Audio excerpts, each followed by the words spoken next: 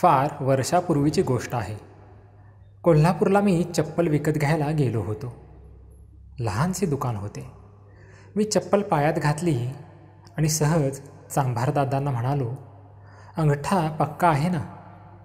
चपलेच्या अंगठ्याला भलत्या वेळी तुटायची हौस असते.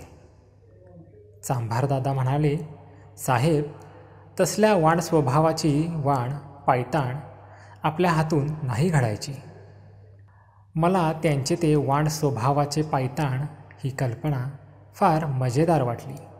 मला त्यांच्या त्या बोलण्याची मजा वाटलेली पाहून चांभारदादांचीही कळी खुलली आणि चार इकडल्या तिकडल्या गोष्टी सांगताना त्यांनी आपल्या धंद्यातली गुरुकिल्ली मला सांगितली.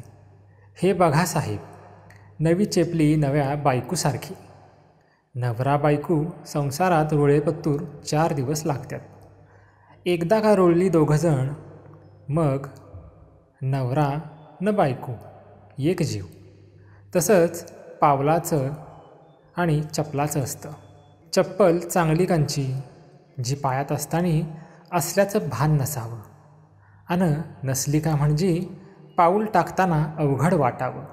माझ्या पायात इतक्या मायेने यापूर्वी कोणी चप्पल सरकवली नव्हती.